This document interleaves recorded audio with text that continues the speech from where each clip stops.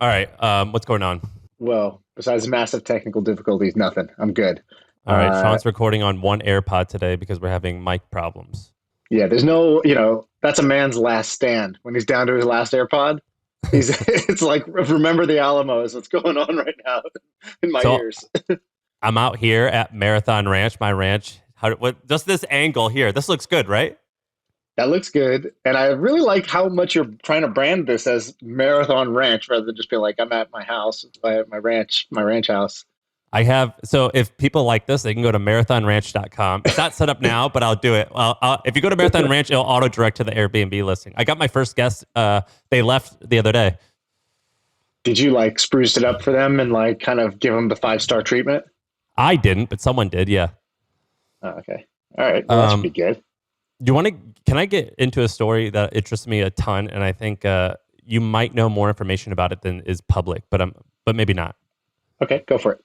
All right, so I got to give a shout out to Haley at Rock Health. I saw this on her Twitter. So it's about this company called uBiome, which you probably know a little bit about it at a high level because it was in the press for kind of being like a Theranos type of thing. But I actually learned a little bit more information about it, and this story is way underplayed. So check this out. uBiome was founded by this woman named Jessica Rickman and Zach Opti, who are the founders. And so basically what it was they measured different parts of your body and to tell you all about your gut and your biome and things like that. In other words, they basically measured your poop. So you poop at home. I think you could swab your vagina, you could poop, and then maybe swab your cheek, and then you mail it in, and it tells you all about your Which one did you choose? That's funny. All right, continue. That's the worst. One AirPod, but I still got it.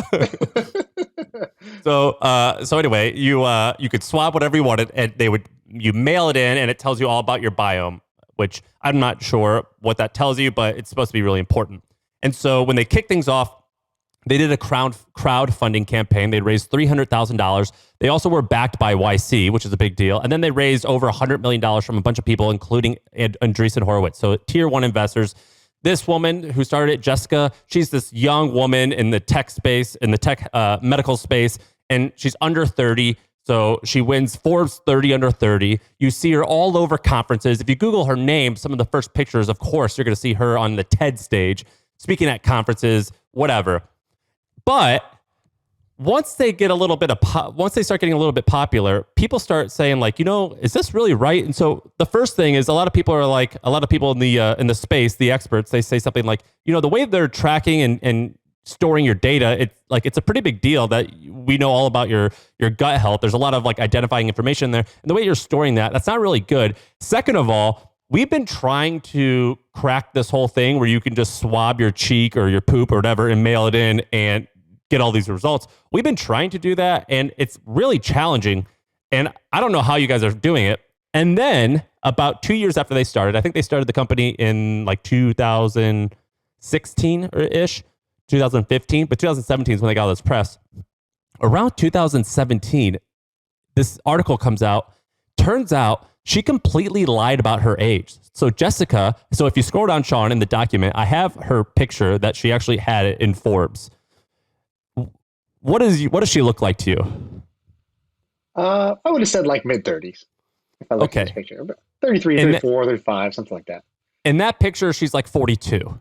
And so when she won the Forbes 30 under 30, she was actually 42, which is crazy. And so once people find out about that, they realize that, look, what else is there a lie? What else are they lying about? And so turns out that they were billing patients without their consent, meaning doctors would order this after uBiome would pressure doctors into ordering these kits. And then they would charge the doctor, which would pay them $3,000. And then they would do like a recurring thing. So they kept charging the doctors, which then Medicare, Medicaid, whatever it is, they were ones footing the bill. And so in 2019, this is where you probably know the story a little bit. In 2019, the FBI raided their offices, and basically weeks later, the whole company shuts down. And she goes to court, and there's like a 33-page indictment that says the founders committed tons of federal crimes, including conspiracy to commit securities fraud, conspiracy to commit healthcare fraud, and money laundering. Because, by the way, at this point, they had taken $12 million of shares, the two founders, off the table. So that went straight to their pocket of the hundreds of millions of dollars that they raised. And so they go to trial. They're guilty. So they go to jail, right? Definitely not. Turns out Jessica marries her co-founder, who's a German national. He's a German citizen. And they flee to Germany. And at this point, people can't really find out where they are. And because of the way that the law works, it's not really easy to extradite them back to America. And so as of now, they basically have gotten away with it. You know, reputation's ruined, but they're not going to, I think they face up to 95 years in prison.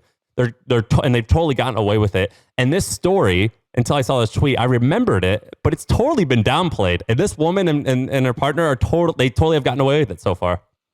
Yeah, they're at like Oktoberfest right now, having a great time. While, there's some guy in jail listening to this podcast, and he's like, there for 15 years because he sold like 1.1 grams of weed, and he's like making wine in his toilet. Yeah, exactly. Guy making toilet wine. He's sitting in jail right now, serving a double life sentence. And these guys are at Oktoberfest right now after defrauding the public, the patients, the medical system, and then running away from the country, right? That's pretty much what happened here. It's a pretty crazy story. And I remember when this happened, I knew somebody who was working there. And then it was somebody who, I think he had worked there, and he was like, this ain't right. He kind of left really quickly. And then I remember, because their office was, I think, in San Francisco. And it just got raided and shut down like all in one day. And this was like a kind of like a hyped startup that was like a YC backed biotech, gonna save lives type of startup. And then all of a sudden, poof, gone. Yeah. And we didn't talk about it. It kind of disappeared for the last 2 years with the pandemic, but I was researching it, and it's just pretty amazing. And then there's this other part, which is the lawyers who are representing him. America's like, hey, you guys got to come back here. And they're saying she can't travel because of some unnamed health condition. So they got all these excuses as to why they can't come back to America. And as of now, she got bullshit-itis. Yeah. I wonder if you could find that out in her poop. As of now, like they've won. Wow, that's kind of amazing. Pretty good timing for them that this whole pandemic thing, and then Theranos, and there's just like higher profile frauds that like came out shortly after, like the one we were talking about, but the crypto like money laundering husband and wife, the guy you had met. They're like the flashier version of these guys, and somehow this happened. It's kind of interesting. I've been going down a rabbit hole of these recently, so I watched this documentary on Netflix the other day. Have you seen this? It's called Don't Tell the Truth, or Someone's Telling the Truth, or Trust No One. I think this was called. It's about the crypto exchange. Do you see this on Netflix? But there's like one on Enron and there's one on other things, or is this just on crypto? No. This is like just their movie. We got it. So basically, this is a crazy story, dude. Check this out. Great movie, by the way. If you want to watch the movie, you probably want to skip some of this because it's a spoiler. But like, I'm just gonna say it because I'm not gonna save this movie for whoever else. All right, so basically back in like 2013, 14, 15, this guy in Canada creates a like Bitcoin. He's like interested in Bitcoin. Bitcoin was like pretty kind of like green at the time. It had its like first run up where it like hit $1,000 and stuff like that. And this guy creates an exchange in Canada. He's like, oh, it's really hard to buy cryptocurrency in Canada. So he creates this exchange called Quadriga CX. And so Quadriga becomes the largest exchange in Canada. And there's this the guy's like Ben, pull this guy up on the screen share thing so Sam could see it. But basically he's like this blonde-haired, kind of like just nerdy looking guy. And in fact, he does these interviews and they're like, are we talking to the next Mark Zuckerberg? And he's like, haha, well, I don't know about that, but we do want to make positive impact in the world. And so he's just this soft-spoken, nerdy guy, and he's the founder of this thing, and it's whatever. Bitcoin keeps growing in value, then like other currencies come out. Yeah, this is the guy. Yeah, dude, he looks like Butters from South Park. And he talks like him too, according to your impression. Well, my impression, by the way, sounds nothing like the guy. That was, I just made one up there. So so all of a sudden, one day, people go to quadriga.com or whatever. This website is gone. It's just like a 404 page. Oh, Quadriga must be down. Is it just me? It seems like everyone's having this issue. All right. Is it just down or is it gone? The website is gone. Where's the website go? Where did the exchange go? Where is my money? And all of a sudden, people realize that all of the customer funds are gone. $215 million of crypto is like not accounted for. And this is before the run up, right? Now, this would be like billions of dollars worth of that same crypto. But at the time, this is, 20, whatever, 16, 17, 18, something like that. Crypto wasn't as, Bitcoin was, much, much lower back then. And so everyone's like, what the hell happened? Then news comes out. The founder of Quadriga died suddenly on a trip in India, and he had the private keys to the crypto. And like he died, and no one else knew the keys, and the crypto is now inaccessible. Yeah. I remember this. This happened maybe 3 years ago, right? And so, yeah, exactly. So people are like, what the fuck? And so a bunch of customers are like, dude, I had $10,000 there. I had $100,000 there. I had $1 million there. And people are pissed. So they get in a Telegram group and they're like, oh my God, like, I hope they're going to be able to recover this. And that kind of like a day goes by and nothing comes out. And like the wife's estate, the wife posts on Facebook, like, my husband has died suddenly on this trip to India. Unfortunately, we lost the keys. And it's like Jennifer Robertson, the executor of the estate, or something like that. That was his wife. That's how she signed it. And people were like, that's really weird message. Like, he died a month ago and they just like posted this now. And like, where the fuck's the money? And like, really this like the number one exchange in Canada, it was just one guy had all the private keys. Like, that seems so weird. And so they start to say, like, how do we know he's dead? How do we know he didn't just pull off what's called an exit scam in crypto? Yeah, roll up that body. Yeah, exactly. And so literally that's what they do. So they get in a Telegram group together, all these customers, and they start basically crowdsourcing the investigation. First, they report to the authorities. Authorities do nothing. They're just like, hey, we can't really, cryptocurrency has all kinds of risks. We don't know what to do. Where was he buried? So he dies in India, and they do come back and they have a funeral here. And they're like, they're like, hey, was anybody at the funeral? Blah, blah, blah. And then they get in touch with like what the wife's like sister, and they're like, was the funeral, was the casket open or closed? And they're like, closed casket. And they're like, and they're like, so people just start getting like enraged. What did he die from? He died from Crohn's disease. So they were like, a sudden gastro, complication from somebody with Crohn's disease. And people are like, dude, I'm looking this up. You don't die of Crohn's disease. Like, it's just very, very rare to just suddenly die. Did they call the hospital where he went to? So they're contacting the local journalist. They send somebody out to India. They go find this. It's like a needle in a haystack. It's like, is there a white man who had like diarrhea in India? It's like, yeah, all white people in India have diarrhea, dude. Like, how are you going to find this guy? Everyone gets number 3 when they go there. Exactly. This guy died at number 3. And so they eventually find the doctor. They go to the doctor and they're like, hey, we heard there's a death certificate for somebody who died here, but like so they're like, there is a death certificate. Okay, so we think he died. Then people are like, you can fake death certificates. Like, you can pay, there's a black market for death certificates. And so they're like talking about that. And then they're like, all right, they go find the doctor. They ask the doctor. The doctor's like, yes, I remember it. Guy came in, was having like, upset stomach. We kept him here overnight for fluids. And then he suddenly like had a heart attack and died. Like, kind of like, he suddenly got much worse and he died. And they were like, okay, was there an autopsy? He's like, no, there was no autopsy done. They're like, that's weird. Why was there no autopsy done? And like, so there's still like a question mark, but the journalist comes back and says, there's no reason to believe that he's not dead. This is what happened. And so there's rumors that he went and got plastic surgery, changed his face, and he's living somewhere in the Bermuda Triangle somewhere. There's some random rumors like that. And there's like all these people trying to like crowdsource this. And they're like, wait a minute, the wife got like $12 million of real estate. They start looking into the wife and they're like, how come her name is what it is? Like, how come she doesn't have his last name? How come there's no record of her name before this? Oh, she changed her name recently. She's changed her name 3 times in the last year. Why did she go from, whatever, Aaron Griffith to Aaron Jacobs to Aaron Robertson? Like, that doesn't make sense. and like then they find that like the ex-husband, somebody with the same last name, Griffith or whatever, like died also of mysterious causes in Canada. They're like, did she Oh, poison him? wow. And they're like, what's going on? And so It's like nobody a knows Dateline kind of like what episode. actually went down. But this, and then there's like, but because it's crypto, it's all on all the transactions on the blockchain. So right, so the whole time I'm watching this movie, I'm like, wait a minute, but like, if the guy's alive and he tried to steal the money, you'll see the money moving.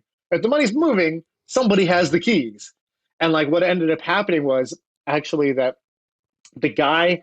Oh, there's even more to the story. So they go look into this guy. They're like, all right, who is this guy? And they find like an early, like the same way the Silk Road guy got caught. They find an early like record or mention of the name on this like black hat hacker forum. So they go to this black hat forum, which is where hackers hang out. Black hat means you sort of do the like. There's white hat, which is like you find bugs, you tell the company. There's gray hat, which is like you find an exploit, you kind of use it, but it's not illegal. And black hat's like straight up illegal. And they find this guy under this name like Scepter or something like that on this Black Hat forum, and he had been running multiple scams. And they linked this founder, that guy I showed you, Butters. They linked him to this guy Scepter because he has the same name. Like they found his email address in the forum and his official name because he had like ordered some product to put in his name and address, and it was like his actual full name and that. And so they like figured out that he is Scepter. He was a scammer. And then they find one key thing, which is that the blockchain forensics guy basically is like, like these cases, you sort of hit a dead end. And it can be like that for years, but then there's one bit of information that comes out that just cracks the case. He's like, that's what happened. We got one bit of information about this Scepter guy that cracked the case because then we found a user on the network called Scepter, and we noticed that what was happening was a customer would come to Codrigo, they would buy Bitcoin, and he would just in the database send them Bitcoin, like send them quote unquote Bitcoin into their account, but there was no actual Bitcoin. He was just like funding their account with a fake amount of Bitcoin that wasn't actually on the Bitcoin blockchain. And he would just take their money. He would go to other exchanges and actually buy Bitcoin with it. And like he was funneling money himself. So the whole time these users thought they had crypto in their account, but they never did. So and where's the money like now? Every crypto person's worst nightmare. Well, so that's what I'm saying is like, it wasn't that the site went down and they lost the keys to this one wallet that had 200 million in it. It's that it was never there. The whole time it was never there. There was no wallet. There was no, there never was one central wallet. If you could always track it, so where's it now? So that money, every time a customer, imagine basically it wasn't ever one bit of money. It's like every time a customer bought, he would go make a small transaction on one of 10 exchanges. And you don't know who's doing that because it's all under different account names, stuff like that. So basically he like laundered the money very effectively during that. So all that money is gone. And so this is this crazy movie. What do you think happened? Is he alive or did the wife kill him? So, the other crazy part is back in that Black Hat forum, he had partnered up with, or he had reached out to this other guy, Michael Patron. And Michael Patron was another guy on the Black Hat forum, another scammer. And they had co-founded it together, actually, Quadriga. And then they got in a big disagreement. And then Michael Patron left after, some number of years. And then it was just this dude doing it. So one theory is that guy killed him. Another theory is the wife killed him. Another is he killed himself because he thought he was going to get caught. Another is that he's alive. Nobody knows which of those it is. What do you think? I believe. I think the guy's alive based on the movie basically took the Indian doctor's word as like, oh, I remember this guy coming in. Yep, he had complications. He died. We did no autopsy, and I remember it all. I feel like they vastly underestimated the amount of corruption you can get in India for like $10. And so, I think this guy is probably alive. Just for the people listening, Shaan's Indian. Right. Yeah, exactly. So like, I know what I would do for $10. I'll say Sam's dead. So dude, if you fake your own death, you fake your own death and you have $1 billion, as low as $150 million, however much was stolen, as high as $1 billion. What's even the point of having that money if you're fake dead? Like, how do you ball out and like, how do you live? What's the point of it? What did his mom and dad say? Most importantly, how ashamed are your parents? Well, like, were they devastated? Mom and dad. They didn't talk to the mom and dad. They talked to the wife's sister. And she was like, she's like, we now look like huge liars. Because at first we were like, she had nothing to do with this. And he was a good guy. He was so sweet. He was so romantic. Like, he's not capable of like a crime. Like, if he died, he died. Like, you guys are horrible conspiracy theorists. And then it like came out that no, he clearly scammed. And then it's like, well, we were wrong about the first part saying he didn't scam. So now nobody believes us that A, she wasn't in on it, or B, that he's not like that he's dead. So we kind of lost our credibility. We look like liars now just because we didn't really know. Here's what I've learned. Here's what I've learned studying conspiracy theories and watching like every episode of Dateline ever, which is people tend to be very bad at keeping secrets. And so if there's more than a couple people who are involved in this, it typically comes out, even if it's a long time, things come out. And so that whenever I hear these, I'm like, it could just be the simplest thing is that he did in fact die. It's really hard to keep that secret. To keep that secret would be so challenging. Right. Yeah, I'm kind of with you. Like, I think maybe it's possible he did suddenly die or he got killed. Like one of those two, or committed suicide. Yeah, those are all possible. But man, dude, just imagine. Like, can you even put yourself in the mind of to execute on this elaborate scheme? Like, you're literally just duping like millions of customers simultaneously, sitting in your room on your laptop, just straight stealing from everybody. Like, it's just a crazy level of like a sociopath to be able to do something like that. It's really wild to me. Have you read about Bernie Madoff at all? No. So basically, he I can't think of a good analogy right now, but basically, he ran a Ponzi. I think it was like $56 billion. But you and I were both too young to probably be watching the news when it happened. I think I was in high school or grade school. I don't remember. But anyway, it was like a $58 billion Ponzi scheme, and he had been running it for 40 years. And the equivalent of it, I think it'd almost be like, Jamie Dimon at Morgan Stanley? JP Morgan or whatever. JP Morgan, like a figurehead like that. Because at one point, when he got arrested, I believe Bernie Madoff was the chairman of either the NASDAQ or maybe he was chairman of the SEC. Like he was the chairman and it was his job to make sure that fraud didn't exist. And when he got busted, it was this massive this massive fraud of like $58 billion, I think. I think it was in the 50s of billions of dollars. So just massive. And he'd been doing this for 40 years. And they're like, why did you keep going? He's like, once I was in, I just couldn't back out. I was in. So, dude, okay, so I have another one, a more modern day, a current one of these that's unraveling as we speak. Did I talk about this video of the CEO of Fast? I think I did way back in the day on the pod. Did I talk about this Tampa Bay video? People were tweeting at us saying we called it, and I don't remember what we talked about with Fast, but basically, fast.com, it's a quick checkout. So basically, if you go to a website, I don't even know what website, it's like Honest Company or something, and you want to buy diapers, it's like a universal checkout button, basically, which is what PayPal is. Yeah, it saves your information, and so you can go to another website and do this, right? And so we had the founder of Bolt come on here. I invested in Bolt. Bolt does the same thing, but like with a lot of actual users and revenue. Fast, basically, like, I don't know, this was maybe 2 years ago that this was happening, maybe 3 years ago, where all of a sudden on Twitter, there was this new company, Fast. It had the domain, I think it had the domain fast.com. I think it has fast.com, but it definitely had the Twitter handle @fast. Yeah. And all of a sudden, there was this guy, Dom. You would see this guy, DOMM, Dom. And it was like, I'm the CEO of Fast. Before this, I grew my business to 50 million. Now I'm working on Fast. And then basically they were just like this Twitter fucking hype machine. This girl joined as the COO and she looked cool and she had a background at Uber or something like that. And she was the new COO of Fast. And Fast would talk about how fast their checkout was, right? And how big of a problem this was. And they were talking about like, they were making swag and they were like basically raising money and they were, he could just tweet out. At one point, he like sponsored like a Sea-Doo race team or something like that. Like there was like a press event where he was on a Sea-Doo with like a professional Sea-Doo guy doing like flips and shit. That's what I'm talking about. Yeah. We need to literally put that in this episode. So Ben, can you Google this? Or I know how. I'm going to get you a link real quick. But it was like a guy doing flips on a Fast Sea-Doo.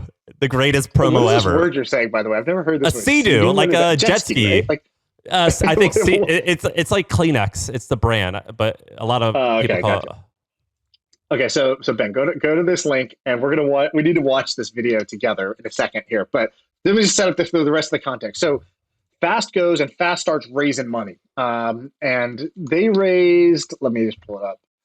So close to they 100 raised million, from I think. Stripe. They raised from, I think, from Shopify as well. I might be wrong on that, but they raised. Yeah, so they raised from Stripe early on. I think they raised.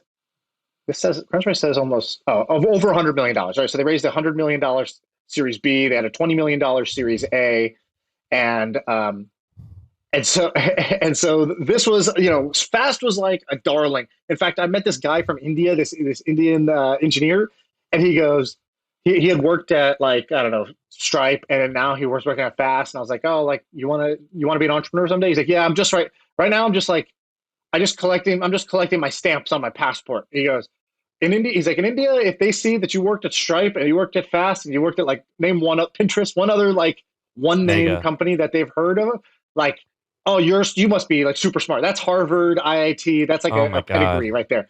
And so he was collecting his Fast stamp at the time. And I remember asking, I was like, so is it legit? Because, like, they'd raised over, nearly $200 million. And I was like, is it, like, awesome? Like, is it growing really fast? Are there users? I don't know anyone who uses it.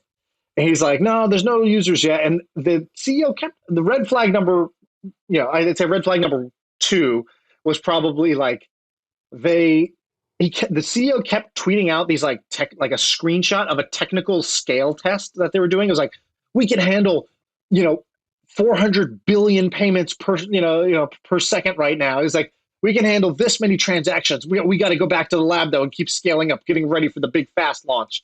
And I remember thinking, wow, there's this problem in Silicon Valley called premature optimization, where you're planning for scale when you don't have any scale yet. Instead of just, like, going and getting customers who actually want your product and start using you and giving you feedback, you're planning for this, like, fantasy world where everybody uses your product and you can handle the scale. We're just gonna call him Dom Prejack from now on. Mr. Prejack. Exactly. So me and Furcon, we were looking at this. We were like, this is weird that he's pre-jacking over there. He's like, we were just like, I don't know. We just kind of shrugged our shoulders.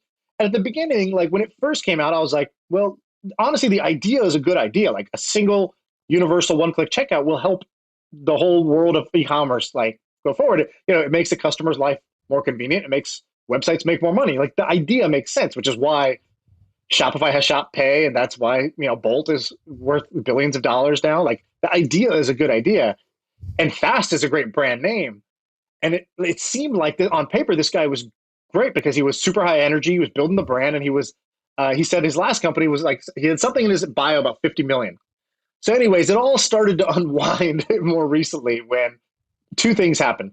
The first is people discovered that this guy, Dom, who had branded himself as Dom, there was a reason he branded himself as Dom, because if you used his full name, Dominic Holland, if you just Googled that, you would find all kinds of articles about his previous company, which basically was the same thing. It was a hype machine in Australia and ended up losing a bunch of money overnight, getting sued. And then he kind of, like, ran away from the scene of the crime in a way. Like, and, like, sort of left Australia.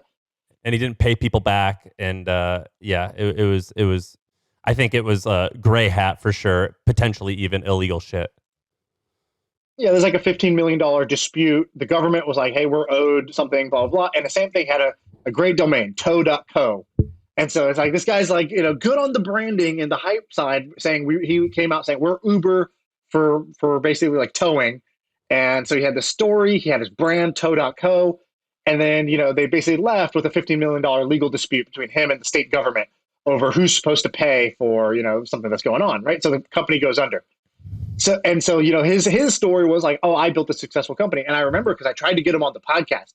I DM'd him and I go, hey, what you're doing with Fast seems interesting. I'd love to, talk about investing and then, maybe have you on the pod. But can we do a call? I just want to, like, understand your story. And it was, like, kind of hard to get a hold of him. Then we did a 10-minute phone call. And by the end of it, I was sort of like, I don't know, like, this guy's kind of like, he's a little bit fuzzy with the details. So I was a little bit on the fence. And then he kind of sensed my hesitation. Then he DM'd me right afterwards. He goes, you know what? I think we're not ready for press just yet. Blah, blah, blah. And, like, which was ironic, right? Because he's pumping it on Twitter. So, like, I think he saw that I was kind of like, this seems like kind of bullshit, but like, okay. Yeah. Um, That so bullshit anyways, alarm was ringing. the news just came out about, about this guy's background. And then the second thing was that Fast is like very, very small. So Fast has, I think, a lifetime of 600,000 in revenue. Is that right? Like, With yeah, 300 employees. more 500 employees and $600,000 in revenue. It's crazy. So I so had an small. interaction with them when I was running the hustle like a year and a half ago, I think it was. Either me or someone on my team, I don't remember if it was me that wrote it. Someone wrote this ad where it was like a video ad, and it showed it was like a magician. You know how they do the tricks where cards are coming out of their mouth? I think he was doing it with money coming out of his mouth or something like that. And I get a DM from someone and being like, "Hey, Fast ripped you off." They took the ad that we wrote and made, and they copied it shot for shot, word for word. And I tweeted out that video, and I tagged Dom and his co-founder. I forget her name, and I was like, "Hey, you guys just totally ripped us off." Yeah. And Dom replied with just like a smiley face. And then the other co-founder was like, "Hey, sorry about that. Sometimes," and then she named a person on their team. I forget. Sometimes blank gets a little bit too carried away with the inspiration. And I was like, "Oh, you're just going to fucking call out this guy who works for you?" And then she DM'd me and was like, "Look, I'm not going to ask you to take it down, but maybe if you let them know, if you could just tweet out saying that we deleted our ad or something like that." And I had a run-in with them, and I did not like that. Dom, objectively, he has a super punchable face. Objectively, we're just talking objectively here. Objectively, like if 9 out of 10 doctors recommend, something, 9 out of 10 people recommend that he has a punchable face. Let's watch this video to confirm. Ben, play this video and kind of pause after the ridiculous bit. So my buddy Matt sent this to me, and he goes, "This is before this news came out about the no revenue, struggling to raise money, maybe gonna have a fire sale." And he's like, "Dude, is this company serious? I remember you guys talking about them, but what the hell?" And he sent me this obscure video from the Tampa Bay Journal, because they moved to Tampa. Which, first of all, everybody's moving to Miami right now. That's like the big move. Ugh, Tampa. They moved to Tampa. Is that's the socks and it's like the socks and sandals capital of the world. Right, dude. People loved your socks and sandals joke recently. That's where we're gonna host a legacy conf. By the way, the funny part is I do wear socks and sandals. In fact, I love it. All right, keep going.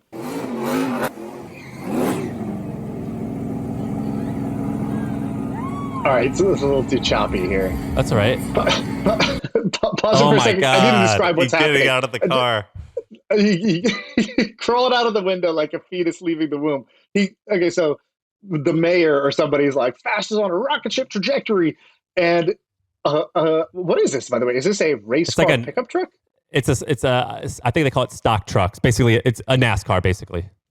Okay, so some car revving its engine that has fast.co all over it comes up, does a donut, and then the CEO crawls out the window and does a light jog to the podium. All right, play it.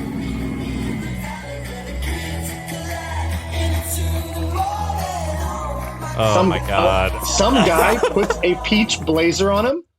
No, that's pink, bro. It's like, peach me. And he peached him with the peach blazer. And then, the paid crowd of people, like 10 people. All wearing Fast t-shirts. Yeah. These must be ordinary citizens excited, right? Making the world better one checkout at a time. So much, Jim. Thank you to everyone for coming, truly. Thank you to Parker, my Uber driver, Parker Kligerman. He also moonlights as one of the fastest NASCAR racers. So. Oh, my God. Socks and sandals. So fast forward a little bit. Get to the jet ski part. So basically, he goes up there. He gives this speech. The city of Tampa gives a speech. Oh, my God. And then there's a stuntman on a jet ski that says "Fast" on it, just going in circles in the Tampa Bay. Nice flip. I got to give him that.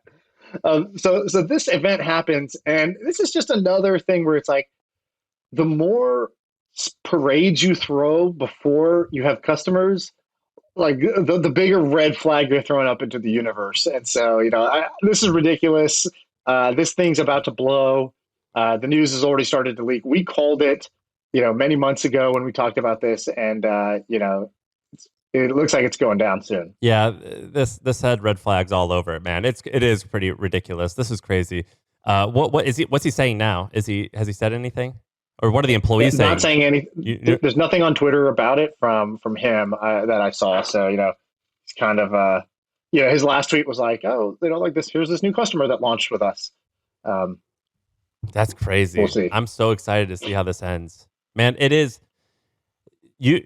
We talked about this. I talked about this before. So I've angel invested in over 50 companies. You've done, I imagine, that or more. And it's easy to lie to people. And I talked about this with you. I was like, hey, have you been lied to? And I think you said maybe once. So far, I've not been lied to. It is so easy to lie and so easy that to I know of, right? I thought you said there was one. Yeah, I thought there was one person who you're like, I think they're lying. I don't remember that, but Maybe yeah, not. Our point, which is that like Silicon Valley does very little diligence at the early stages, and even at the later stages, there's a lot of like, dude, it's a hot deal. Other big names are in. We're not doing, basically they're like tight timelines, minimal data sharing. You're either in or you're out, and you sort of bet blind. And during bull markets, everybody just, like it is common practice for people to invest in stuff without doing a ton of diligence. And during the bear markets, when the leverage swings over to the side of investors, they're able to ask more questions, Which dig in more, and have more time. I'm not entirely hating on, by the way, because I think you got to take the good with the bad. So the good, or the bad with the good, whatever the phrase is, the good is that like someone comes to an investor and they'd be like, hey, I have a track record of doing some interesting things. I don't even have a product yet, but my vision is this. And the good is like, there's people like me and you and other people who are way bigger than us who are like, screw it. Like you gotta take a shot, try it. That's good. And they'll say, look, I don't have anything here, but let's try it. So I understand that. But then the bad of it is you get shit like this. Yeah, exactly. And honestly, like if at the time when I was reaching out to this guy being like, hey, come on the pod and I want to invest and all that stuff, it's because again, it really is a good idea. It's not that this is a bad idea. And at that time, there was no traction. So there's nothing to diligence. It's like, it's pre-launch. So of course they have no customers. Of course they have no revenue. It's pre-launch. And he pre-jacked all over the place. Now it's much further along. And now, sort of you see that the emperor has no clothes. And so, but I would say like, it is very common practice for this type of stuff to happen. And I think, well, I don't think it's common that it's not common that people lie like that or are full of shit. I think it's common that some people exaggerate, but in general, I think the system actually works. But yeah, what I meant was it's common that you invest without having to go diligence every claim that the company makes and audit all their financials and audit their customer base and go do reference checks, and like you don't do all that for the sake of moving fast. And in the aggregate, it totally works. But then a few times you're going to get egg on your face. And that's just the cost of doing business. It's just in the same way that, 1% of all credit card transactions are fraud. That doesn't mean credit cards are bad. It just means you have to bake that into your model that you're going to have some issues like this. And then in general, there's the line, there's the gray hat of like sort of fake it till you make it. You're forecasting optimistically versus actually misrepresenting something. Would you invest someone? Would you invest? Had you known that this guy did what he did in Australia? So let's say someone's being charged with like fraud or something that is, related to fraud. Would you invest in someone if they had that? Usually not, but it depends on the situation. Like sometimes if, somebody's being sued, you got to take that a little lightly because people can get sued for anything. It doesn't necessarily mean what happened. You sort of have to look into this to the claims, but yeah, it's not like a deal breaker in that sense of like, if somebody has some bad press about them, I don't necessarily like view that as an absolute no, but I have to like come clear with it, come to terms with it. And I think I've told the story before about somebody who invested in HQ Trivia. And at the time I was like, yeah, I heard the founders are like kind of, like there was some suspect stuff. They had really gotten in trouble at Twitter for like berating employees and stuff like that. Like they got fired, like there was some kind of weird claims, and they're like, yeah, we looked into it. We didn't find anything that was like, scared us away. And in fact, the fact that it scared other VCs away just makes us even more bullish, right? Like there's an honor in Silicon Valley of being a contrarian, which is like, or being founder friendly. And these things can get you in trouble sometimes. If the people who funded that, they called themselves Contrarian. It was Founders Fund or some people related to that, and they own a conference called like Contrarian Conference. But you want to know the thing? It's called, but yeah, it is. I think that's what it's called. The thing about contrarians is they're wrong most of the time, right? So, yeah, I'm not surprised on that one. Well, where do we go from here? Okay, do you have time? Let's do 2 more topics. All right. I want to get your quick take on something. I'm going to call this segment "Genius or Idiot." I want you to give me a call. Is this more genius or more idiot? So, by the Alex way, Lieberman, I've gotten the co-founder. Before we get to genius or idiot, I've gotten a fair bit of feedback on your drunk ideas. The very long distance girlfriend, fan favorite, and the big ass bed. Oh, dude! By the way, somebody reached out about the long distance girlfriend. Very long distance, that, right? Very long distance. They were like, girlfriend. "Don't share this. Don't share this." Oh, yeah, sorry, very long distance girlfriend. They said, "Don't share this on the pod," but we do this idea, and they showed us the numbers, and the numbers are super impressive. So that idea, like, legit is working. On the, I wish we could talk about it, but they asked us not to. All right, genius or not? All right, so Alex Lieberman, who's the co-founder and CEO maybe of Morning Brew. No, Chairman. Is that not right? Chairman of Morning Brew came out and said he's looking at buying mini golf courses. So he's like, I'm interested in buying and acquiring putt-putt golf businesses. And he kind of had a couple of reasons why. I think he was like, these are like recession resistant, like people need entertainment that's cheap and fun. These are like, cash flowing businesses and, probably not a ton of competition. So the prices are probably reasonable. And there's like a real estate play baked in. Those were his kind of like reasons, roughly, if I was gonna articulate them for him. And he said he first loves reaction. He said that he loves putt-putt. That's what he said. Like the man loves to putt. Yeah. So first reaction, genius or idiot? Which way are you going? Alex is a great guy. He's very smart, and I like him a lot. We become friends. This is not his best idea, in my opinion. No, I don't think this is a good idea. Okay, you're being very, very gentle. but so here's why. So, all right, I'm an internet person. I made some money on the internet. Now I'm currently at an Airbnb where I'm getting into the Airbnb business. And what I'm learning is that it is things like Airbnbs and some other businesses where they like you spit off like 10 or 30% if you're really lucky a year in cash flow. Those are awesome. But they're more like just growing your wealth quicker, not necessarily creating wealth, or at least it's a little bit more rare. And what I'm learning is, like, I was out here and I just looked at my Shopify thing, and my copy of that thing just made $5,000 today, and it'll do $100,000 a month maybe. And I'm like, okay, well, a good month at my Airbnb will be like $20,000 or $30,000 a month, and I had to spend over $1 million. I had to spend close to $2 million to buy it. Like, so it's like. If I had to manage a putt-putt course, I think it's tough. So my friend Cody, my good friend Cody, she does all this stuff, Cody Sanchez. And in my head, I'm like, I just do not want to manage all these people. I think it's a fucking nightmare. It's incredibly challenging. And if you're Alex Lieberman, that means you're world class, one of the best in the country at creating newsletter businesses. I would stick to that maybe, or something related to that. So so you're going idiot. I'm going genius with a caveat. The genius move is he already got all the value he's going to get out of this. Tweeting that out was the genius move because it makes him sound interesting. It's something kind of fun. He seems more, basically just by tweeting it out, he's a more interesting guy than just the newsletter guy. I agree with that. He comes across as kind of like fun and rich because that's who goes out and acquires putt-putt golf courses, somebody who's fun and rich.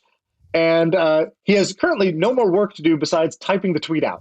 And so if he stops here, it's genius. If he crosses over and buys his first putt-putt golf course, he has crossed the line into idiot. I think it's a fine line between genius and idiot. He needs to take a picture of him touring it. Dude, when I just said I was doing Airbnb and I said, here's the property I'm about to close on, that tweet got read by 2 million people, or 2 million impressions. And you're right. He does need to milk it a little more. So he needs to he needs to go to a few. Then he needs to tweet out the economics of how a putt-putt golf business works. So he'll learn it himself. He should share that out, just pour that out. Then he should, maybe take a picture of him signing a piece of paper and be like, we'll see. New and adventure. Then be like, Yeah, new adventure. Just new adventure, new chapter. And then, but like, he's signing whatever, the waiver. And then he just gives the owner $2,000 for like a 5% share. And he says he owns Putt Course. Yeah. Down. In his hometown. He needs to do that in his hometown. And then all of his buddies, he needs to be like, hey, I bought a piece of, let's go to Alex's. I'm an owner in Alex's Putt in Majestic Putt.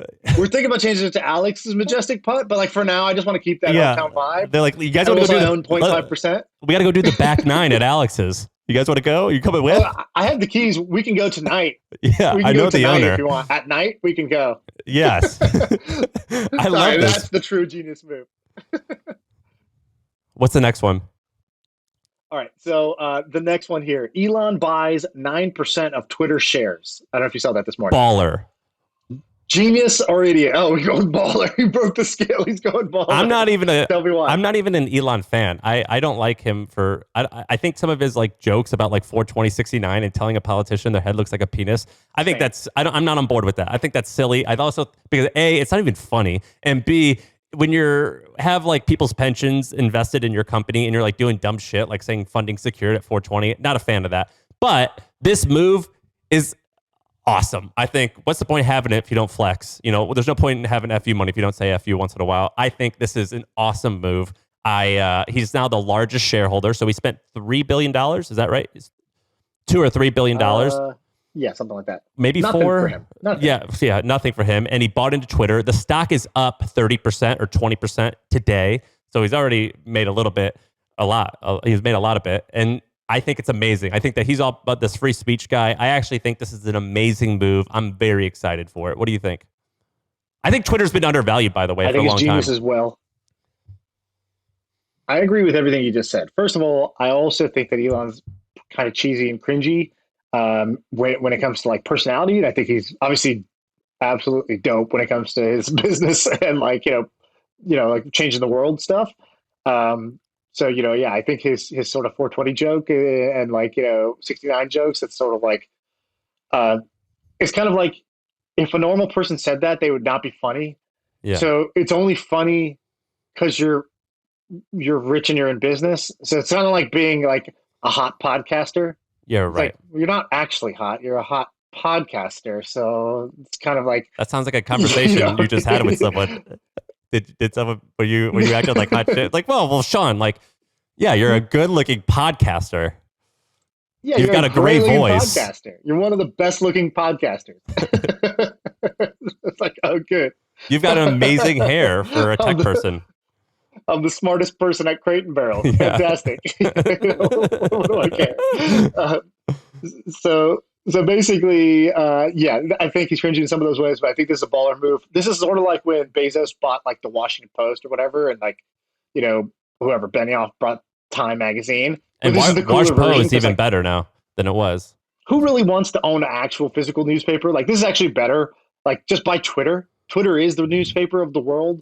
And so just buying like a big chunk of Twitter and being able to like, go swing, go flex on it in that way. I think that's a good move. And I think actually like Twitter could use, some change. And people always try to build alternatives. Like Trump tried to build a Truth Social as like an alternative to Twitter or whatever. Yeah, just crashed the other day. But the stock did.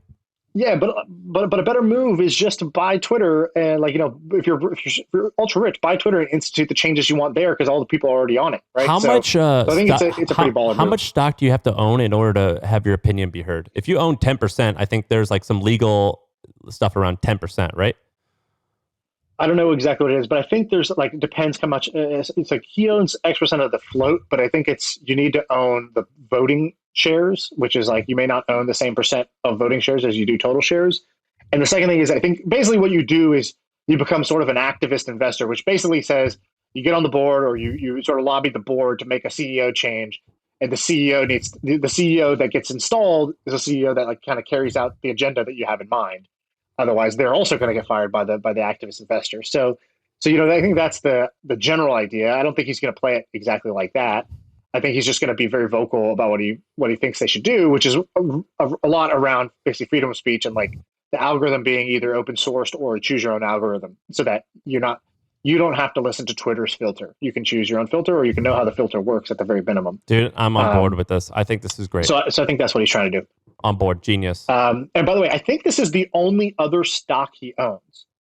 So I think before I've heard him on an interview say that he owns only Tesla, SpaceX, Bitcoin, and Ethereum. And now this would be the only other stock he directly owns if he was not bullshitting that first time. That's crazy. What a crazy person. Okay, I have another sort of genius or idiot thing. Did you see that Logan Paul was at WrestleMania? Genius. I did, and I watched it. It was awesome. And it's actually not a part of genius or idiot. This is actually a part of like a different question. Is Logan Paul the greatest athlete of our generation? Did you see this video? So he looked great. Like, he looked so good. He looked amazing. So he did 3 suplexes in a row. I haven't watched wrestling since like in 20 years. Dude, wrestling's back. Wrestling is like booming. But wrestling is fucking back, dude. It's back in a huge way. And I think there's a lot of opportunities around the fact that wrestling is back, but the whole world has changed. It's like wrestling is back, but the entire world and the way it works has changed. And so that to me says there's a lot of opportunity, because like you have crazy fandom and passion, but like all new like tools at your disposal for like how you could like harness that energy. So they did WrestleMania yesterday and whatever. I saw a bunch of clips, Stone Cold Steve Austin came back and drank a bunch of beers. Pat McAfee, who's also a podcaster somehow, was like a key person in the thing. I don't know why. Somebody can explain that to me. But Logan Paul did a match. And Ben, if you pull up the clip of Logan Paul in this wrestling match, unbelievable athlete. Absolutely unbelievable. Yeah, it was amazing. And he did all the acting and stuff. He killed it. Yeah, dude, they killed it. I thought that was really good. And by the way, it's not easy to do what he was doing. What's it called? It's not the WWF, WWE, I think. That's a publicly traded company. Yeah. And so you could buy their stock, and it's a killer business. They crush it. Yeah, I mean, Vince McMahon is kind of an unbelievable story in and of itself, but incredible athlete and a great crossover move. The Paul brothers continue to just not miss. So I think like Logan Paul, I think his podcast is now one of the most popular podcasts in the world. And more importantly than like, oh, the Paul brothers did something and I got a bunch of views. Like that's a good not podcast though. But it's a good podcast, and it's actually entertaining content. It's actually like deeper content. They talk to all different types of people, from like business people, musicians, porn stars. They've had like all different types of people, and they have like full on conversations. So then it's a rebrand, right? It's like basically taking this guy who used to be a Vine star making fart jokes, and now you see, a more mellow side and a more thoughtful side and all this other stuff. Look at him. He is yoked. Logan Paul is yoked. Yeah. And as a kid, I remember watching this. Look at him do all that shit. Dude, these guys are basically bodybuilders who have personalities. They are so freaking big. They're bodybuilders that are soap opera actors that also are like Cirque du Soleil acrobats, basically. Dude, they're unicorns. He did like some crazy shit in this match anyways. People should go watch it. It's honestly impressive just to see the physical feat that he pulled off in this thing. So I thought that was impressive. And I also think it's a smart move for an influence. Like this was not what they've done with like going into celebrity boxing, deep podcasting. They've won. Crypto, NFTs, Pokemon cards, and then going into like Jake has a venture fund. Logan is going into WWE now and like building his character up there. They're talking about potentially doing a UFC fight. Like these guys are winning, man. They're winning at like a very high level. That is very impressive to me. And you know the thing about most people just write them off like they're idiots. They're not idiots. These guys are awesome. The thing about Logan is I actually I've been watching his podcast. He's done a really good job of rebranding himself. He still has a little bit, but he's not like a douche. He's not a bro. He's super thoughtful. Right. He seems like a really nice person. He's the respectful one on the podcast. Yeah. He's got his kind of goofball friends that are like a little more brash and annoying. They can ask questions and like joke around about stuff, but he's the more reserved, almost like introverted, like he's thoughtful, 26, mature person. 25. He's not that old, but he gives advice. Like he seems like there's a lot of stuff there that's rooted in pretty good values. You could just tell that. His brother, I don't pay attention to as much, but Logan, I definitely have been watching his stuff, and he seems very, very like a good dude. Right. Yeah, super impressive. All right, let's do one last thing.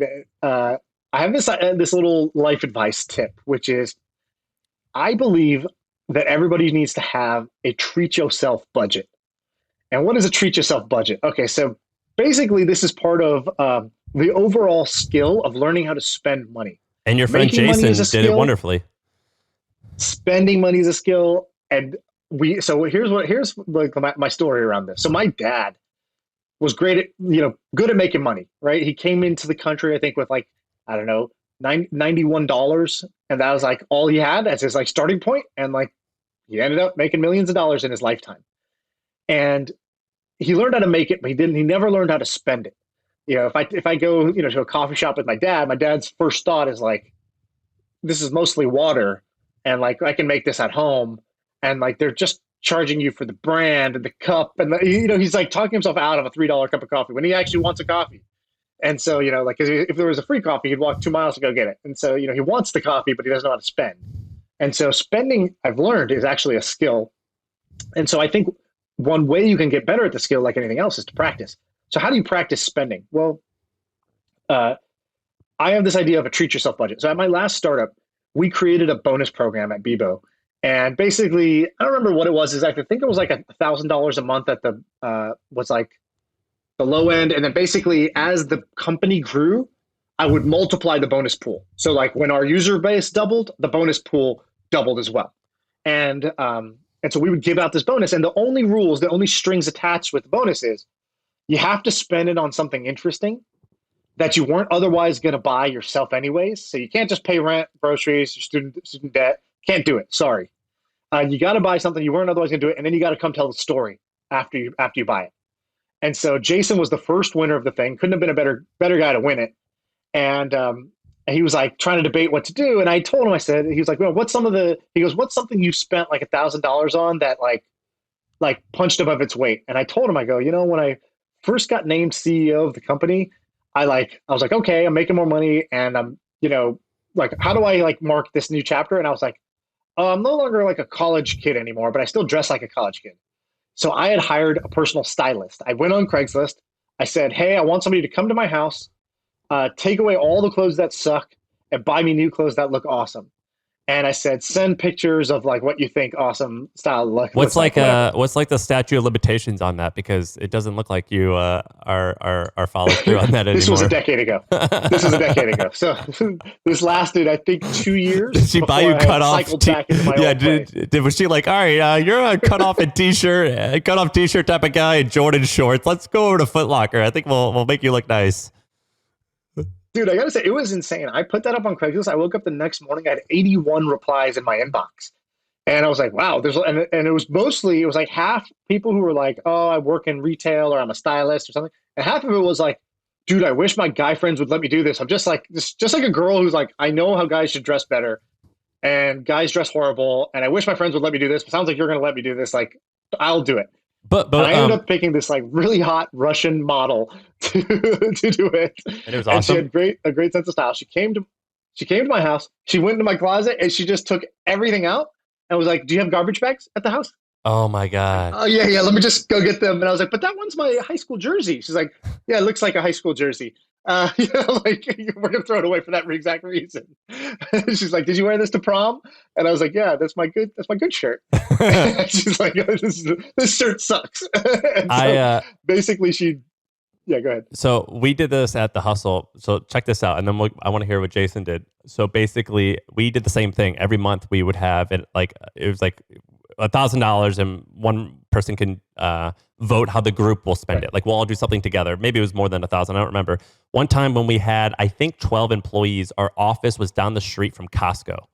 And we basically, people teamed up in teams of 2. So maybe we had 20 people. I don't remember. But I think we gave each group $200. And we said, starting now, you've got 20 minutes and you got to go buy something. And at the end, we're going to vote on who got the best thing. And like, I went and bought and I think it was $100 you had to spend on something that wasn't food, and the other 100 you had to spend on something that was food, and we're going to eat together and vote on what the winning thing is. And so Amazing. people like bought all this stuff that like you don't really want to, like the big cheese ball things. Like you don't want to buy it at your house, but you've always wanted to try it.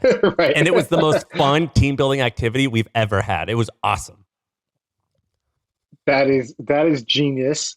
I was just talking to somebody like the guy who runs our warehouse, and he's like, "Oh yeah, people want another. This other warehouse, Amazon warehouse, is offering an extra $2 an hour.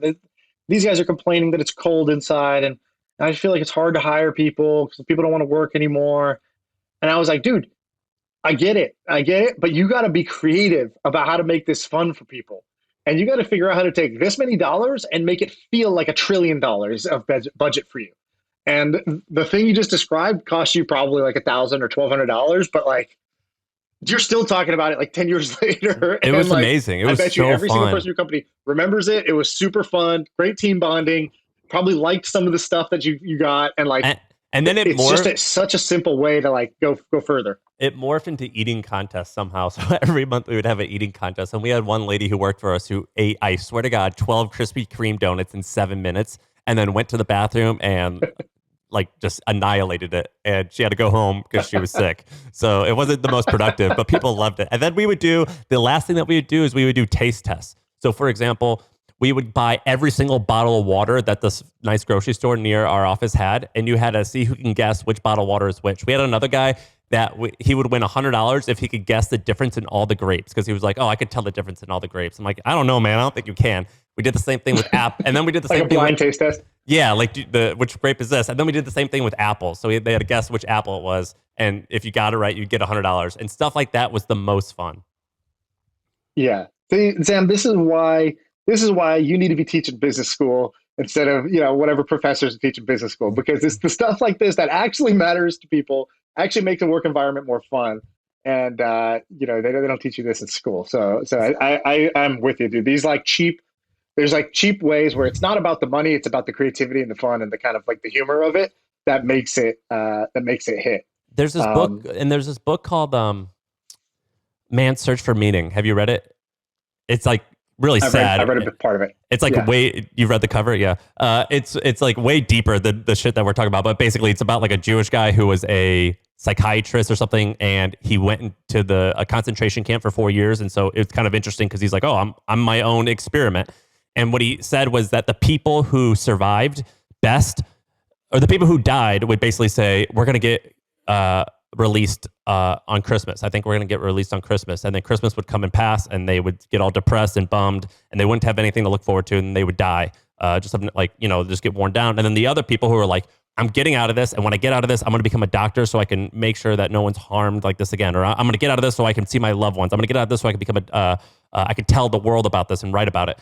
And he said that every person that survived, most of them had a thing to look forward to. And so I kind of stole that tactic. It doesn't exactly apply here, but I was like, for my office, we're going to have a calendar and we're going to make sure we list all the activities. And so people always have something to look forward to. And I noticed that actually changed the morale. So you want to have something to look forward to. So then when you're eating lunch, you're like, "Hey, in 2 weeks is that thing. Have you thought about what you're going to buy at Costco?" And that type of stuff really, really helped. Probably not the best to compare to a concentration camp, but it was. You learned it from there. I learned it from that book. It's a great book. It was the end of the story. It doesn't really have a point, but basically, when Jason won, I was like, "You should do this thing." He did it. He loved it. First of all, he's like, "Dude, the experience. It's like that scene from Pretty Woman where you just get to walk into the store. You're going to buy up a storm. You don't even really have to think." Like the stylist, when I did it, she was like, "Go to the dressing room. I'm going to hand you things. You put them on." And I was like, she'd hand me something. I'm like, "I don't know. I don't really wear stuff like this." She's like, "Yeah, I know. That's the point." And then, I'd wear the thing and then, get to see it. Sometimes I hated it and sometimes I liked it. She'd never make you buy something you didn't like, but she would always make you try stuff that you don't normally wear or whatever. And so Jason came back to work looking super cool. He was wearing like, all of a sudden he had like rings and like, jackets and like, his socks were more interesting than they were before. Yeah, he's a big ring guy, and he had like these whatever, like these chains that like his mom didn't buy him, and anyway, so he looked cool, and he had just like the right amount of swag to it, and he was saying something on Twitter that I thought was just like a very like a good way of putting it. What did he say? He goes, what did he say? He goes, most guys don't know how to style themselves. It's worth being taught. Life is more fun if you're excited about what you wear every day, especially if you know that the outfit you're wearing like amplifies the impression that you're trying to make. It gives you more presence.